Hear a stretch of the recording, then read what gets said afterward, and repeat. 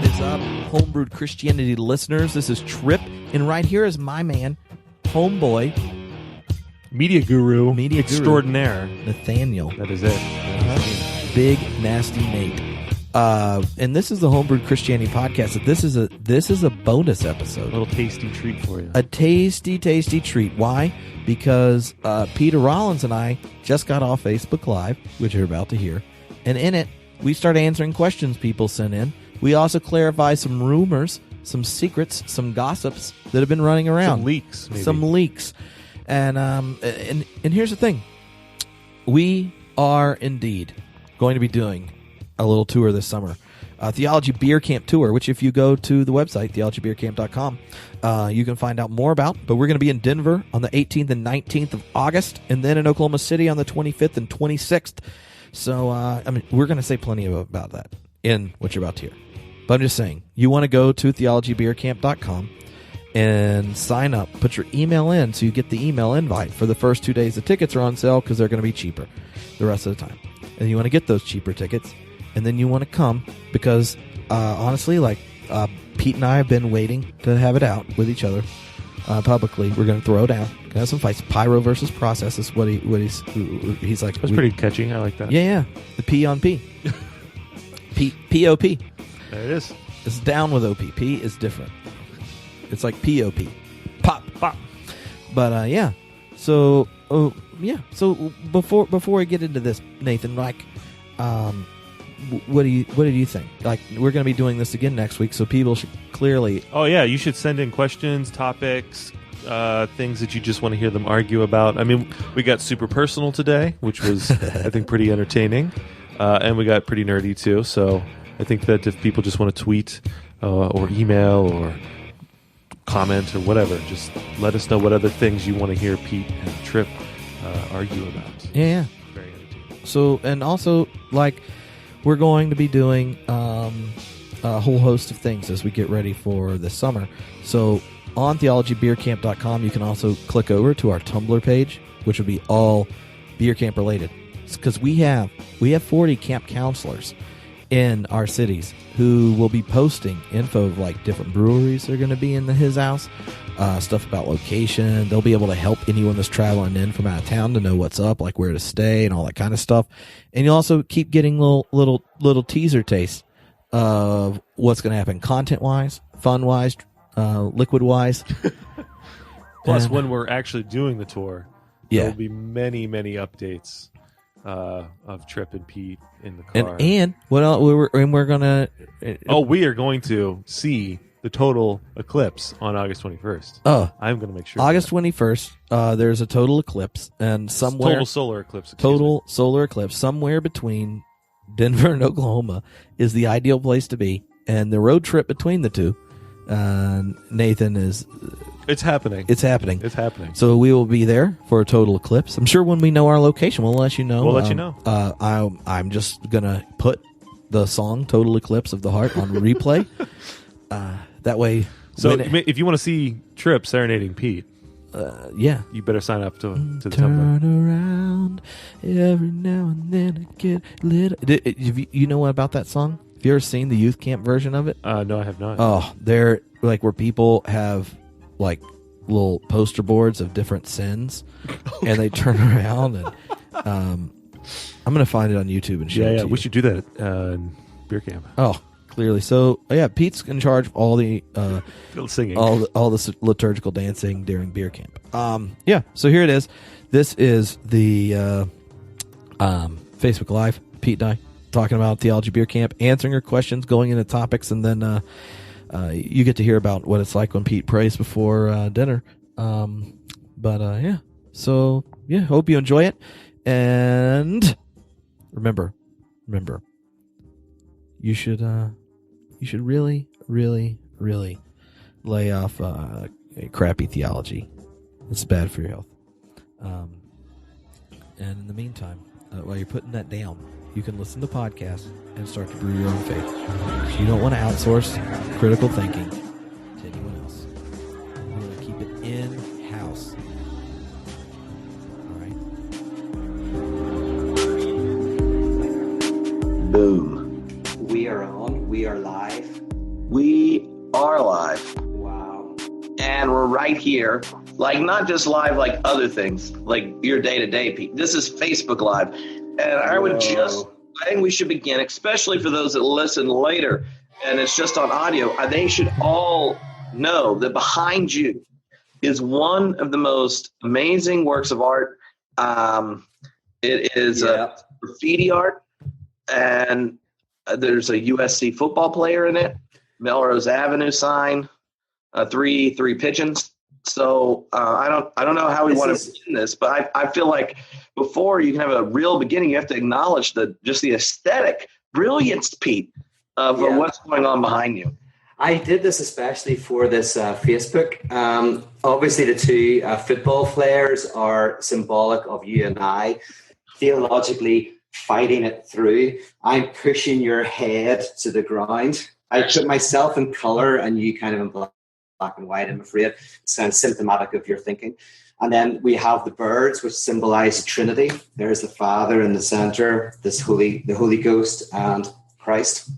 And then we have the traffic lights, which is symbolic of, do we stop or do we go into life and life in its fullness? So there you go. It's a theological treatise of the topic of today. Wow. Well, there you go. So,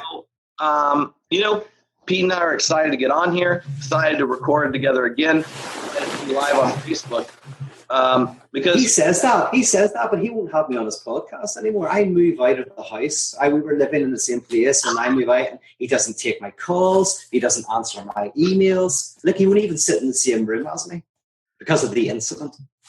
Oh, we don't reveal the incident until we're on stage together at Theology Beer Camp this summer. So, if you're sitting there saying to yourself, why are Pete and Tripp on here? It's because we want to make sure everyone knows about Theology Beer Camp this summer. We're going to be in Denver in August on the 18th and 19th. Then we're going to be in Oklahoma City on the 25th and 26th of August. And those two events are going to be, it's just going to be a giant nerdy party. Mess. It's going to be a giant mess. You be there to see it happen. Yeah. Yeah, so if you are interested, then you can go to theologybeercamp.com, and then you can sign up so that on the 15th of the month, when tickets go on sale, there'll be like 2 days. They're the cheapest, and you get extra time drinking with us and all that kind of stuff. You'll get that invite. So you want to go to theologybeercamp.com and get ready to rock and roll. So Pete, people send in questions for us to discuss while we were on here, and maybe you should just pick a number between 1 and 14, and see what happens. Well, here I have a question first. My question is, why are you suddenly looking so cool? Has anybody noticed, like over the last couple of years, that Tripp Fuller's style has gone from god awful to he looks pretty cool? I know the answer to this question because I was there. Somebody bought him a free gift they send you, someplace curates your clothes. They send you a box. And I remember one day he got this box. He was like, what's this all about? Let's have a look at this. And that was the beginning. So, well, Pete, you don't remember that you were on the podcast and proceeded to mock me. You said, look, now that we're living together, I even know your wife thinks that you should stop wearing baggy jeans and free T-shirts you got at breweries because you're a professor. You can't be a professor and wear free T-shirts. I'm like, well, I'm doing it. And you're like, you should take yourself seriously. And then someone that was listening to the podcast signed me up for the 5-4 Club. And so I started getting clothes. And I found that if you have zero style whatsoever, the best thing you can do is to outsource it to people that do. And when other people like your clothes, then I go on my 5-4 account and rate it and said, people said it looked nice. I give it a check plus, and then they keep mailing me clothes. So I got a clothing subscription because someone heard you complain, and someone bought you peterrollins.com because you complained on the podcast. That's right. Well, you've been obviously clicking a lot of John Travolta. What was that movie from the 1970s? What's it called? Do they all sing? I like it. Look, because this is live, I'm pausing. I'm self-editing, Pete, all sorts of things. All sorts of things that are going through my head. Well, let's go for number 7. 7's a number everyone always chooses. Oh, okay. 7. What topic would the two of you wish you knew enough to write a book about? Oh, wow. Yeah. That's quite interesting. Wow. Well, here, you've seen these questions in advance, so maybe you should go first. Oh, I want to write a book about, I want to take evolutionary science and all the growth in technology and write a digital anthropology. That's what I want to write a book about. Oh, wow. Like, what does it mean to be human if you're kind of drawing out the way in which social evolution, which takes place at the level of mind and ideas and knowledge being transferable and progress being made apart from our genes, what happens when that side of evolution comes to dominate and then can act upon our genes and our cultures, which we're getting closer to technologically? Does our evolutionary kind of progress as human beings, and I mean progress in the generic sense, not like obviously it's better, explode at the, does our, all of a sudden our biological evolution evolve at the rate of change that social evolution does at mind? There's big debates about this in tech world, and I have theories about how they're the major different answers about what it means to be human, the relationship to technology, basically are different digital religions and how to begin to think about them. And like, you know, if someone was just like, hey, Tripp, here's a stack of money, you know, go spend 2 years learning things that you just watch YouTube videos about and say something intelligent, I would want to do that one. Well, so, and in truth, in fairness, you've never let lack of knowledge stop you from writing a book in the past. So, so just go ahead and do it. I would love to know enough about physics and contemporary kind of quantum mechanics to be able to maybe not write a book about it so much, but just to see what parallels there are with philosophy, what differences. That interests me, and I'll read stuff at a popular level. But I would love to know the maths, and I would love to know the science well enough to be able to use that. Oh, Pete, now look, here's the thing. If we want to talk about science, this sounds fun. Maybe Theology Beer Camp, instead of us battling it to the, there'd be 2 days of theological conclusion, like just boom, pyro versus process. Instead, I could just start explaining science to you, and then you might want to day drink. Listen, at night you can do that to send me to sleep. If I'm having trouble with insomnia, feel free. The one thing I know, by the way, is your hero Whitehead? Did he not have an alternative theory to Einstein's theory of relativity that was completely wrong? Actually, well, do you want to? You're baiting me. No, I know I'm baiting you. Don't go there. Don't go there. We'll be here all day. I apologize to the viewers. Look, I just want you to know that one of our mutual friends said that, and little did they know that I was going to explain the differences and how the math works out separately. And he must have hated asking that, or she must have hated asking that. I think after he said, well, I just don't really care. Yeah. It's like about Whitehead or the Lakers. Don't make a comment if you don't want a lot to go with it. All right, Pete, what's your next number? Okay, number 4. Let's do 4. Ooh. All right. Y'all spent time living together. What is the other one most right about? Ooh, most right about? Yeah, like I'll be honest. When we have on numerous occasions tried to kind of argue and fight things out, but we do tend to seem to I seem to either learn from you or agree with you. I actually like it. I think the difference is more, you're definitely much more inclined to traditional metaphysics than I am.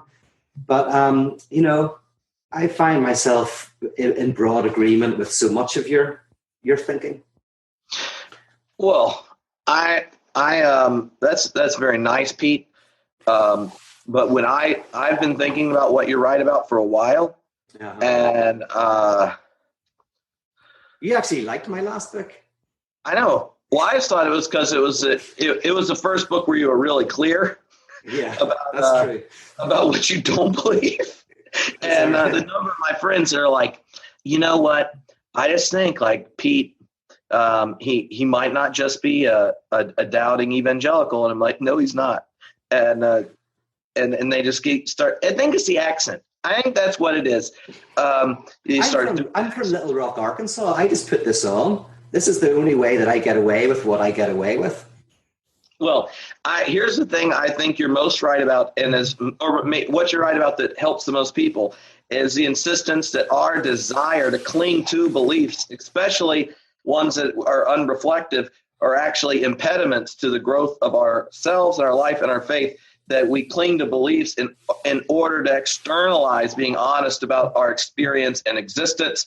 And so protecting ourselves from being made open, vulnerable and stuff to God and to life and to each other. And that's very much true. Whitehead called it the fallacy of misplaced concreteness. I was just going to start. Never say anything simply that you can make sound complicated. That's the old philosophical maxim. I like that, but can you say it again? Oh, the fallacy of misplaced concreteness. That's nice. He also said to seek simplicity and then distrust it. Oh, nice. Oh, wow. There's a few tweets there. Then Whitehead wasn't just incomprehensible in his writing. There's a few nice little nuggets there. Well, I mean, but there's plenty that require graduate school student loans. Don't worry. Yeah. All right. What's your next number here, Pete? Okay. 312. How many questions did you get? They're like 14. Okay, well, let's go for 12 then. All right. What atonement theory is the worst? Oh, the worst. I bunch them all together and think any of them that try and put meaning onto the atonement are kind of equally bad. But you know what? If I have to choose what's the worst, it's the liberal readings. They're the worst because they sound plausible. And that's dangerous. You can get fooled. The fundamentalist ones sound ridiculous, so they're great. I'm like, fantastic. But whenever you get these more plausible ones, they're very, very dangerous. There you go. I would think the worst one are ones that draw a contrast between the character of God and Jesus. If when you're describing whatever happened on the cross is somehow a way in which God's a jerk and Jesus is taking it violently, that's problematic. But the practical side of horrible atonement theories are ones in which they're only narrated as a solution for violators and not victims. And that a lot of atonement theories, their biggest problem hasn't been there aren't occasions or places or parts of history or situations where even ones we find repulsive function in a positive way. The problem is when you tell that narrative as if that is the only way of articulating it, and then you look at the victims and the oppressed and say, insert your narrative and problem into this story. And that is a problem. If the rapist and the violated have to experience a story of the cross in the same way, then that atonement theory sucks. Especially when Jesus is like definitionally the dude who took sides with the oppressed and the victim and the outcast. And then we turn the cross into a story about how God deals with violators and not has deep solidarity with the victims. Well, the moment you do that to the cross, it sucks. Yeah, and I would absolutely agree with you. But I want to go further and just say that any atonement theory that offers the cross as a solution is at all in any form is problematic. The only atonement theory that I like, apart from this idea of the cross as the absurd, as the breakdown of meaning, is René Girard's reading of this kind of and scapegoat mechanism. But yeah, very good. Well, I know that's just because you read Tony's book. And see, Tony, I like Tony, that book, but it's kind of like that's the problem with the book, is it keeps perpetuating the problem of trying to render this moment meaningful. Like it's like just change the word cross for Holocaust. Just do that. All you do is read it, but every time you see crucifixion, just change it for Holocaust, and then read it and then see what it feels like to go, oh, this is what it means. This is what it means. In one sense, this devastation resists meaning. And that's my problem. Pete, I'm saving this argument for Theology Beer Camp because, yes. Well, no, just pick a number. Just pick a number. Okay. Let's go for your favorite number 1. Number 1. Oh, here we go. What philosopher do you wish you actually understood? I mean, like, you go first. I've been going first 2 months. Oh, so I was trying to think of one I wish I understood, and I think I would like PhD seminar and did good on the paper understanding of Spinoza.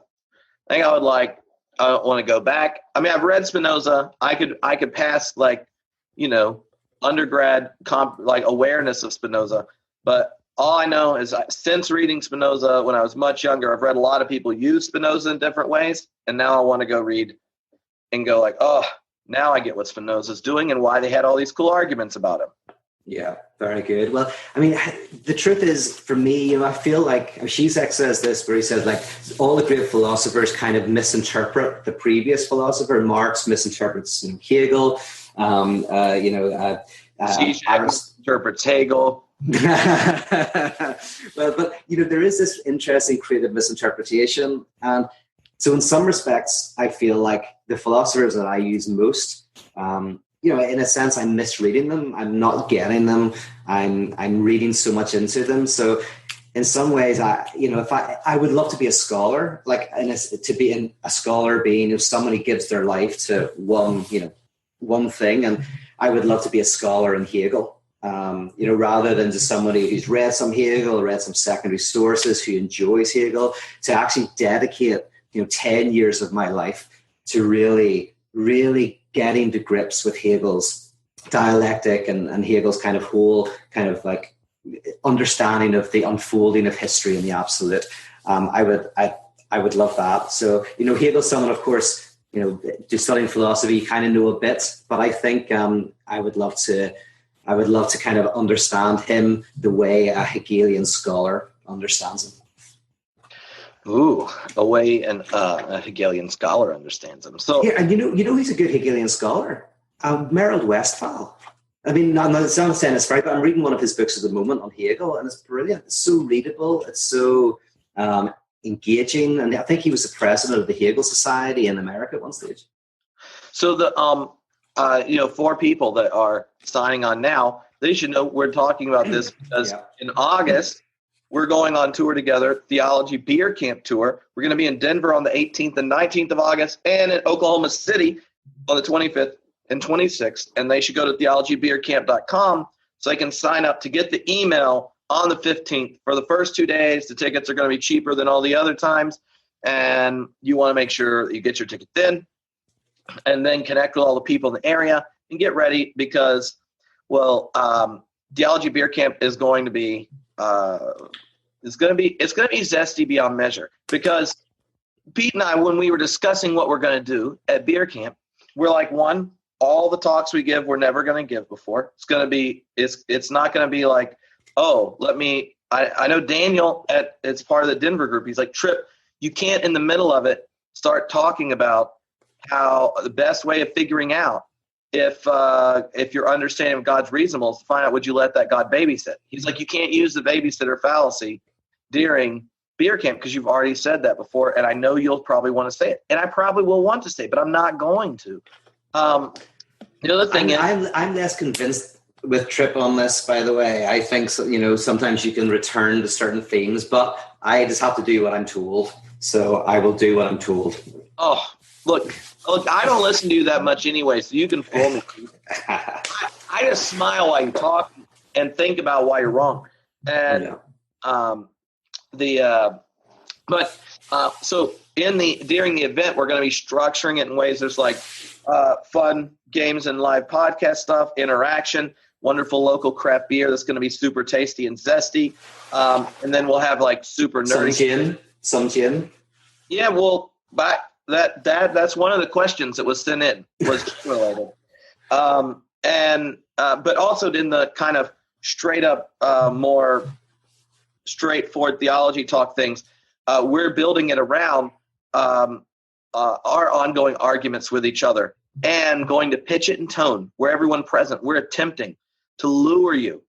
I mean, that's at least how I would say it. Lure you to team process and not team pyro.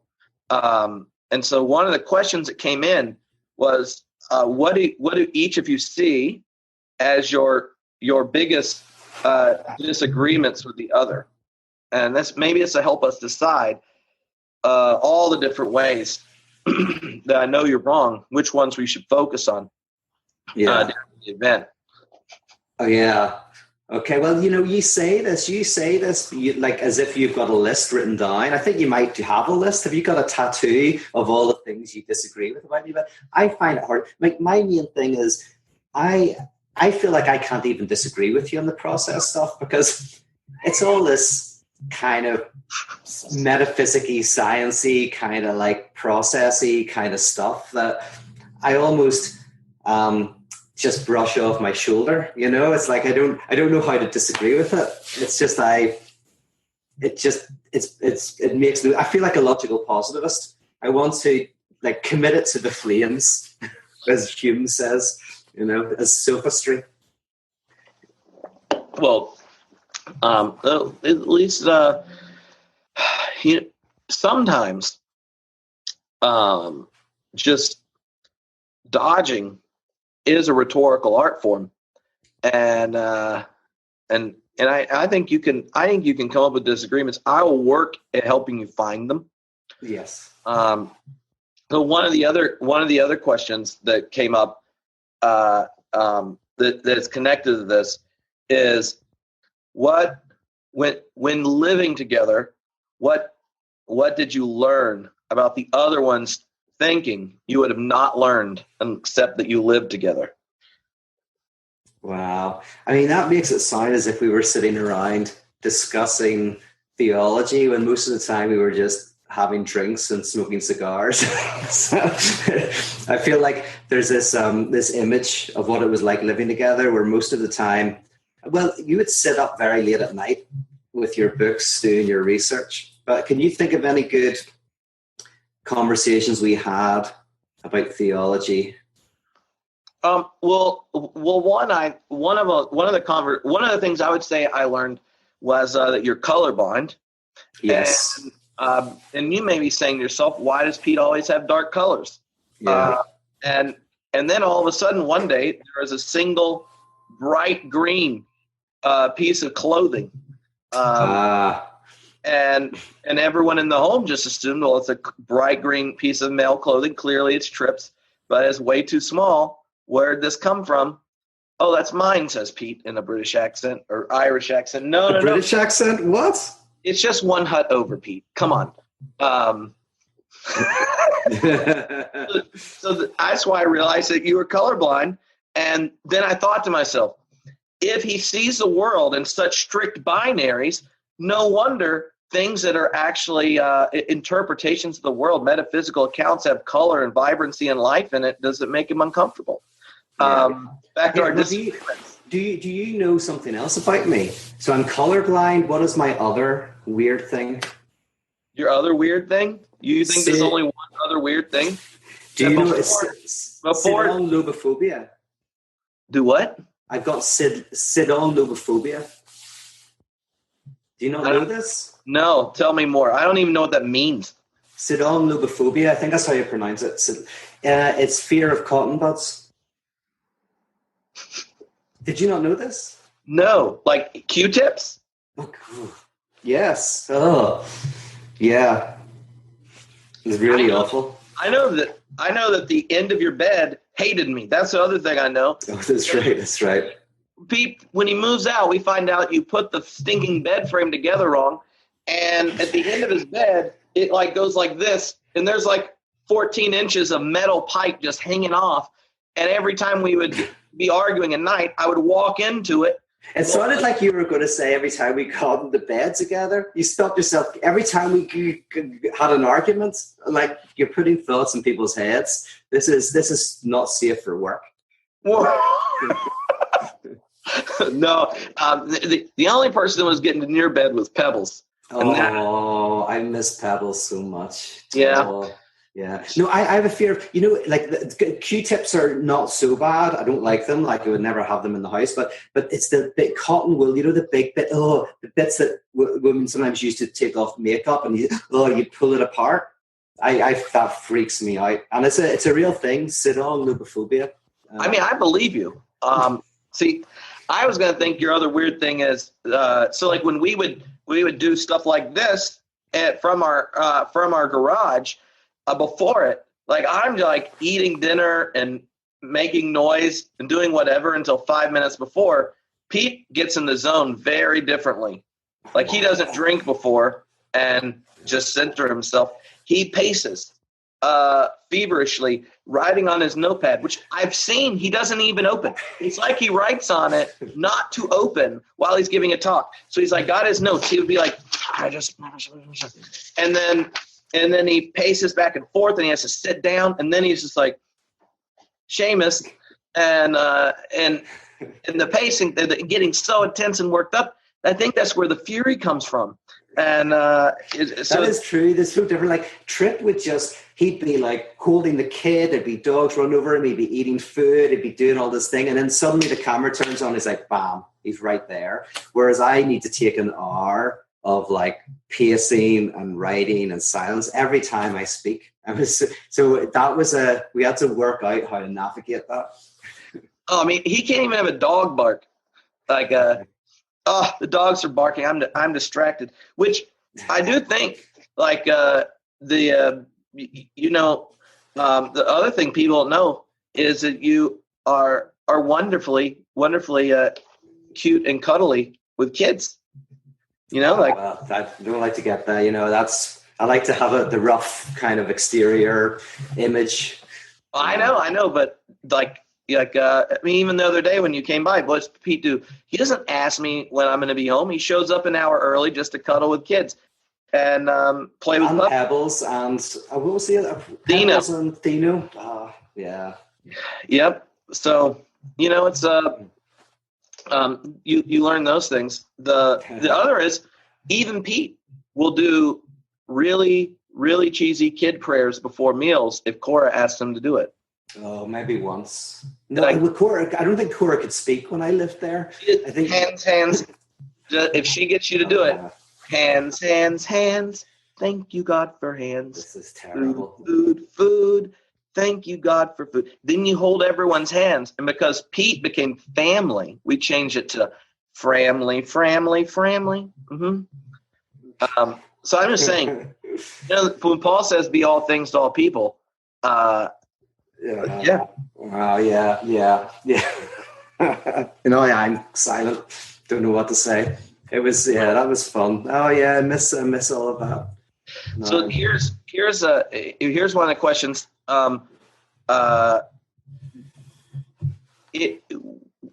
Someone commented on the Facebook Live. They want to know exactly what has to happen for you to do karaoke during beer camp.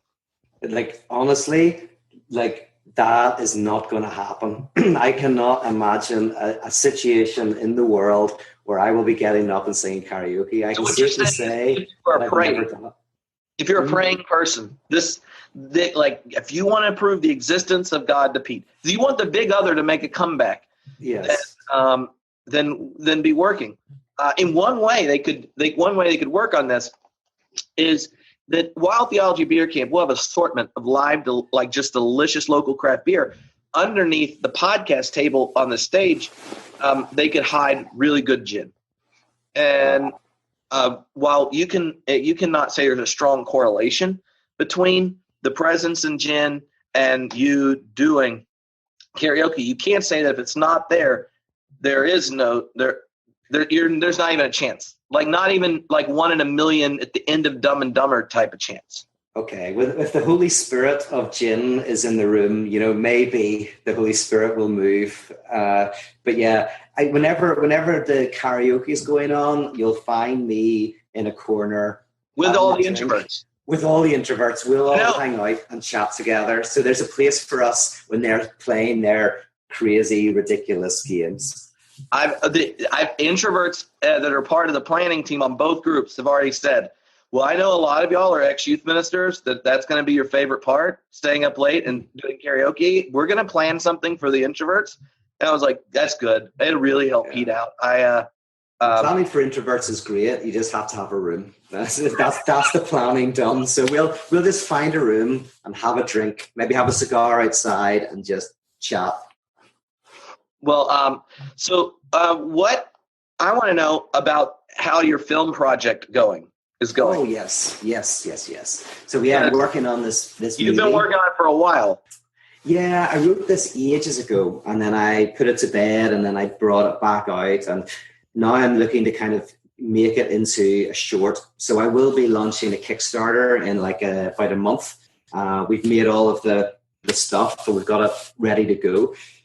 We're going to try and raise money to make it. That and probably a short based on one of the parables I often tell at my events. So that's the plan, and it's basically a reflection of the kind of the theology that I've been exploring. So this isn't The Shack. It's not God's Not Dead. It's not Blue Like Jazz. It's a theological kind of erotic thriller, which is a very common genre, as you all know. Yeah. I mean, when I think of my favorite erotic theology thrillers, you got the one over there. I won the Academy Award. And, Yeah. It's kind of like, in one sense, it's a retelling of Adam and Eve.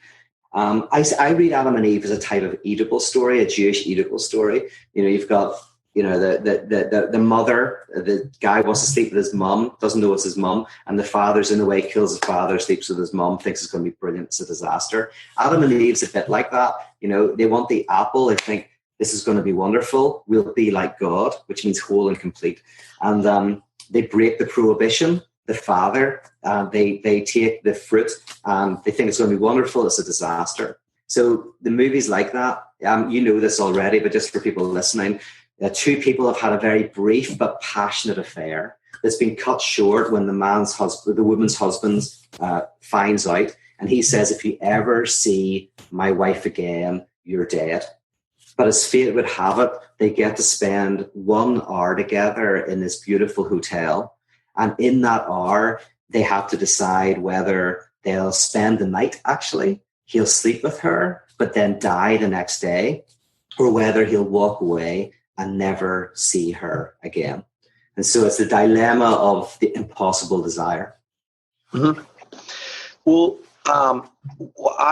I was thinking that if you were going for like an erotic theological thriller, it would be kind of based at a True Love Waits youth camp in the summer, where after getting everyone really tired and making them play games on the beach, even though that you obviously put T-shirts on over two-piece bathing suits, but like they get them in all super tired and stuff, and then you let them have like cauliflower, and then the lights go down and you see a slideshow of different diseases and post-removal slides.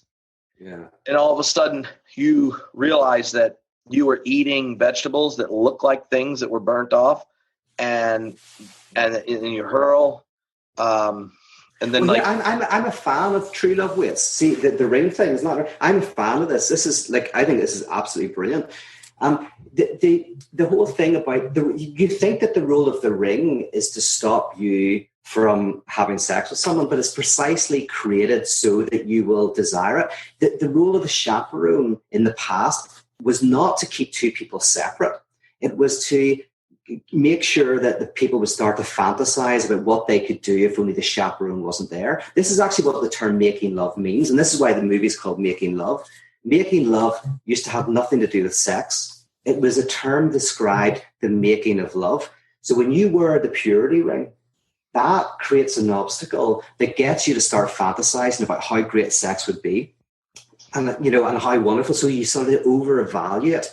It creates these excessive desires in you, and then you transgress the prohibition and have a great time. I read some research, actually, that teenagers who wear True Love Waits purity rings are more likely to have sex. Now, I don't know if that's true, but I did read this, and it did at least cohere with what I would think. So, yeah, if you want to make sex really sexy, make it a prohibition. So, yeah, True Love Waits is probably the cleverest Christian thing to make kids have sex. Yeah. Well, so last question, you pick a number. Yeah. Let's go for number 6. Number 6. Let's see here. Oh. Which of Jesus' parables is your favorite? And for Pete, which one do you think you could tell during Pints and Parables and no one would know you're telling a Jesus parable? Oh, wow. Okay. Well, my favorite is the Prodigal Son, but only because I really like Kester Bruin's interpretation of it, that you can give it this twist where you realize that actually it's a tragedy, not a success, that the kid going back to the father is completely problematic. It's actually the complete opposite of what you see in the crucifixion, where the son doesn't return to the wealthy estate, doesn't go home, but stands his ground in the poverty and grit and grime of life, and then the father is converted. So I enjoy that parable for that reason. And I have to think about what one I could tell that nobody would know. What's your favorite? Well, I wouldn't pick the Prodigal Son, except if that interpretation had already come out. I would pick it just because that is just a nonsensical interpretation of the Prodigal Son. And if you're looking for a mirror, you don't have to pick a sacred text to do it. I think the one I would think is the most fun to preach on are like not the one all the liberal Christians like in Matthew 25, but like the virgins and the oil, or in Luke, the parable where the woman just annoys the dude so much that he gives her what she wants so he can go back to bed. And then God and Jesus is like, yeah, you should pray like that. Like both the early Matthew 25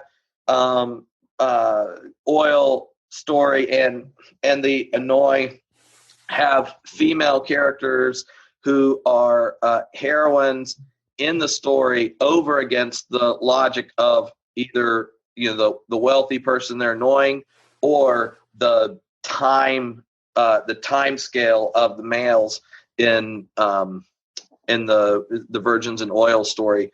And so I like both of those stories, and they always are ones that make people antsy the moment you read them. Like, I think those are the most fun stories the parables to use when you're preaching, are ones that, like, when you hear it, you're like, oh, whatever the immediate interpretation is, right? Like, oh, you better be ready and have enough oil or Jesus is going to come back and get you. Or when you pray, if you just annoy God long enough, God's going to give you what you want. Those kind of, whatever the immediate surface response is, if it makes your audience uncomfortable, then those are the most, my favorite ones to preach.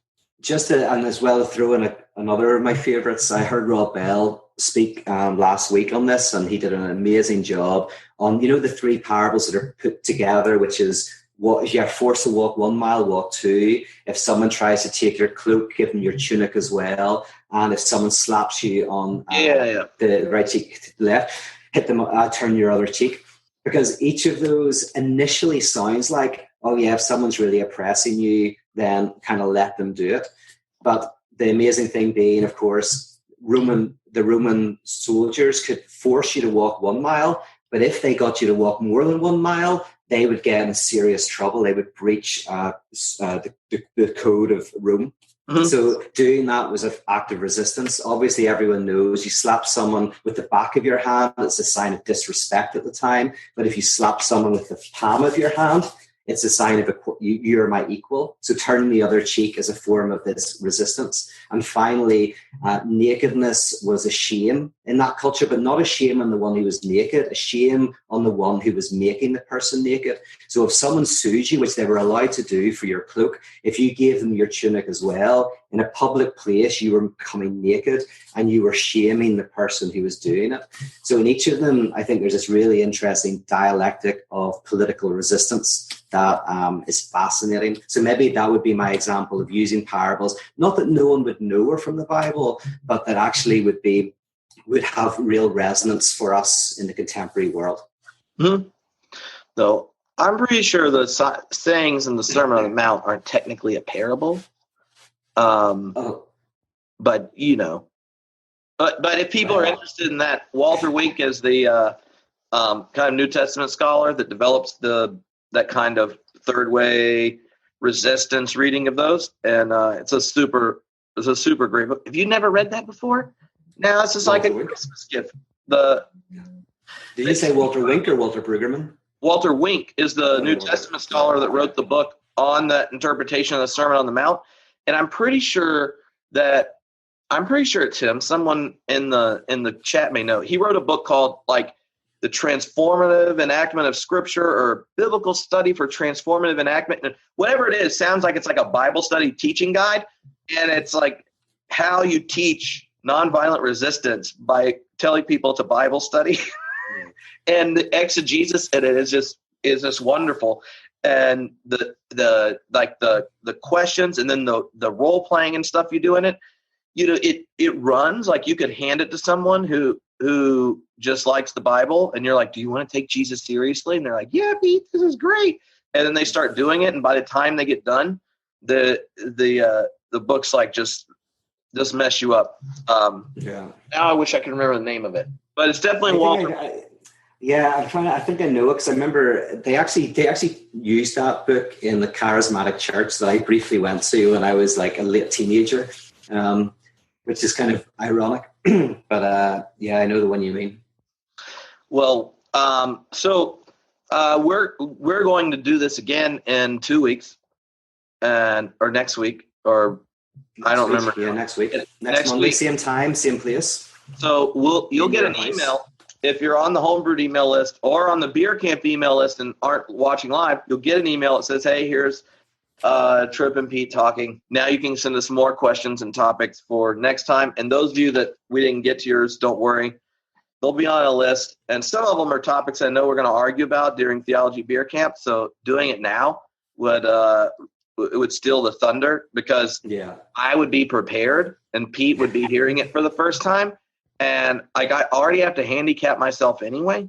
So I don't want him to feel like. We'll see. This is the heresy of process being put to the fire of pyro. We'll see who proves convincing. So go to theologybeercamp.com and you sign up, so that the first 2 days, everyone that signed up, you'll get an email and you can get tickets at the cheapest price and stuff. And then we have a Tumblr page that is all Theology Beer Camp related. So our host in both Oklahoma will be the 25th and 26th of August, and in Denver the 18th and 19th.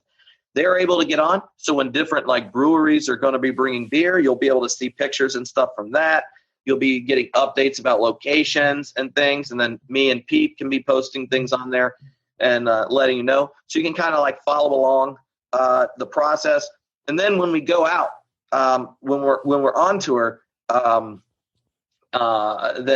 I'm going to be using it, and we will all the extra questions that we have that people send in we haven't got to, we'll just be posting them while we're driving around the Midwest and do things. We'll keep answering questions. So go to theologybeercamp.com and you'll know stuff. You'll know things. You'll find things out. And soon we're going to pick which. We've got a list of possible titles or subtitles for the event, and we're gonna decide on one soon, so we can get really sweet summer camp T-shirts, because like, why would you go to summer camp and not get a T-shirt? Have you ever thought about that? Well, what was did you go to summer camps in Ireland? No, see, I never really did that, so I don't know that culture so much. But what did Irish Pentecostals do with their youth in the summer? Well, I suppose we did do kind of retreats or something. We just didn't call them beer camps. Well, no, they were spirit-filled, though. They were spirit-filled camps. Oh, yeah. But no, yeah, we didn't get free T-shirts. You Americans love your free T-shirts. It's like, honestly, you love, and then you used to love your free T-shirts, man. I didn't ever see you wear anything but a free T-shirt. I got my free T-shirts down to 40. I only have 40 of them now. I think we should have purity rings, so as to kind of like really kind of, rekindle desire. Maybe can we do that? Is that something you do? We don't need no Theology Beer Camp T-shirts. We want Theology Beer Camp purity rings. Yeah. Yes, impurity rings. We can call them impurity rings. Impurity rings. Because if on it, it's like I was dirty all day, then all of a sudden you'll just the prohibition. I know. I'll tell you what, if you're the only person wearing a purity ring at some party, you're going to get a lot of attention. Absolutely. I think that's the key. If I was to write a dating book, that would be the first step. Well, isn't that like how the Jonas Brothers' career took off? Was they like of all the like little kids singing on the internet, they all had purity rings for Jesus. So then they had like a built-in audience. Oh, I didn't know. I don't even know who they are. Oh, well, that's because you were not a youth minister during the years I was. All right, I'm going to look them up after this. So, yeah. So the other thing is, if you are in Oklahoma City or in Denver and want to connect with all the people organizing and putting this together, then just let us know, and we'll play matchmakers because we're looking forward to coming. We're excited all the people in each city are helping put it together because we're just going to bring a party and nerd out and have a ton of fun. So you have any final words, Pete? Any thoughts, reflections?